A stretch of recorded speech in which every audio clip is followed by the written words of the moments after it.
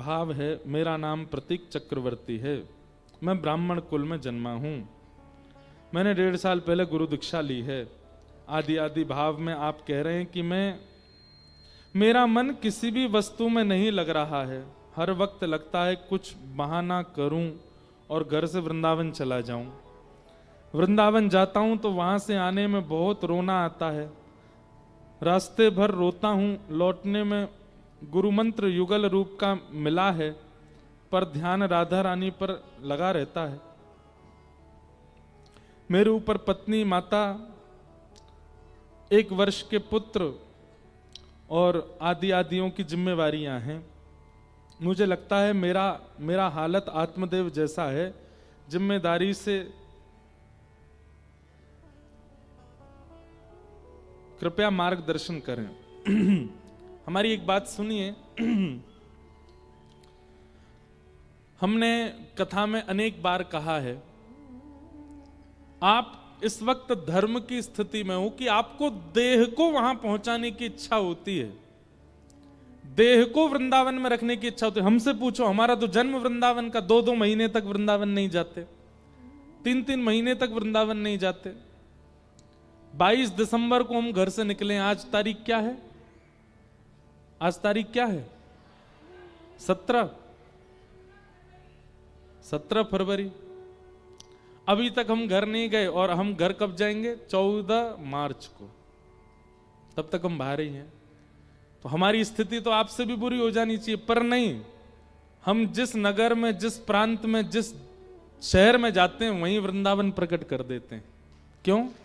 क्योंकि वृंदावन शरीर उपस्थित करने वाला स्थान नहीं है, वो मन की उपस्थिति होनी चाहिए। आपके ऊपर जिम्मेवारी है अभी अपनी माताजी की, पत्नी की, 1 साल के बालक की। या तो सबको लेके वृंदावन चले जाओ, नहीं मान रहा आपका तन, नहीं रह पा रहे, तो सबको लेके वृंदावन जाओ। पर हमें यह बात कहने में भी यूं लगता है कि ठाकुर जी यूं कह रहे होंगे, नेक्स्ट सो वृंदावन यहां में जगह है ना है, तू और भर दे लोग अन्य, कितनी भीड़ रह जाएगी। पर अगर आपका तन बिल्कुल ही नहीं रह पा रहा है, बिल्कुल जैसे बिना जल की मछली की भांति हो गए हो कि प्राण ही चले जाएंगे, तो सबको लेके वृंदावन चले जाओ। हमारे श्री हरिराम व्यास, वृंदावन रस को जिन्होंने बहुत गाया, श्री हरिराम व्यास जी, उनके चरित्र में आता है कि हरिराम व्यास जी एक बार वृंदावन गए, फिर लौट करके नहीं आए। उनके घर परिवार के लोगों ने, पत्नी बच्चों ने खूब बुलाने का प्रयास किया। सब लोग इधर देखो, ध्यान से सुनो, विशेष रूप से आगे वाले। हरिराम व्यास जी लौट करके नहीं गए।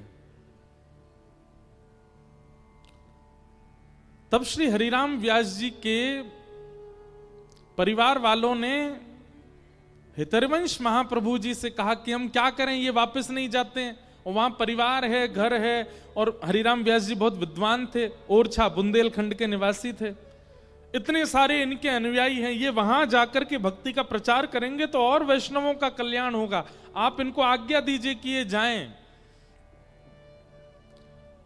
तो महाप्रभु जी ने मन बना लिया कि हम श्री हितरवंश महाप्रभु, जिन्होंने श्री राधा वल्लभ लाल जी को विराजमान किया, उन्होंने मन बना लिया कि हम हरिराम व्यास जी को आज्ञा कर देंगे कि आप जाओ, ओरछा में रहो।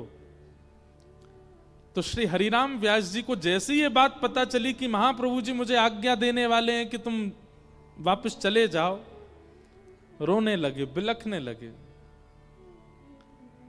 वृंदावन के रूख हमारे, मात पिता गुरु बंधु, लिपट लिपट करके वृंदावन के एक एक वृक्ष से रोने लगे हरिराम व्यास जी। बोले, भैया मेरे भैया यही हैं, मेरी माता यही हैं, मेरे पिता यही हैं, मेरे सर्वस्व ये वृंदावन के वृक्ष ही हैं, मैं इन्हें छोड़ के कैसे जाऊं। और कहीं कहीं ऐसा वर्णन आता है कि कालीत मुख पर पोत करके हरिराम व्यास जी विचरण करने लगे। किसी ने कहा, व्यास जी आपने मुंह काला क्यों कर लिया? बोले, वृंदावन को पीठ दिखाने वाले की यही स्थिति होनी चाहिए। वो ऐसी स्थिति में आ गए थे कि वृंदावन नहीं छोड़ पा रहे थे। तब हितरवंश महाप्रभु ने जब उनकी ये दशा देखी, रो रो करके बुरा हाल, प्राण निकलने को हो रहे हैं। तब महाप्रभु जी ने कहा, भैया देखो, इसने वृंदावन को पकड़ा होता तो मैं आज्ञा कर देता और ये वृंदावन छोड़ के चला जाता, पर इसने वृंदावन को नहीं पकड़ा है, वृंदावन ने इसको पकड़ा है, ये नहीं जा पाएगा यहां से। तो अभी आपकी जो स्थिति है, जिन भैया का ये भाव है, आपने वृंदावन को पकड़ा है। वृंदावन अगर आपको पकड़ेगा तो आप रांची में ही वृंदावन प्रकट कर दोगे, रांची में ही वृंदावन का अनुभव करने लग जाओगे। इसलिए हमारी प्रार्थना है, कथाएं सुनकर के, नाम जप करके, अपने कर्तव्यों का निर्वहन करके नित्य मानसी भाव से वृंदावन का दर्शन कर लिया करो। और नहीं हो पा रही है ये बात तो फिर सबके सहित वृंदावन में बस जाओ। और वृंदावन में बसना इतना आसान नहीं है, किशोरी जी कृपा करेंगे तो ही संभव हो सकता है। तो इसलिए या तो मानसिक भाव से यहीं से वृंदावन को, मन को वृंदावन में छोड़ दीजिए, और नहीं रह पा रहे हैं वृंदावन के बिना तो सबके सहित वृंदावन चले जाओ। यही दो उपाय हैं बस।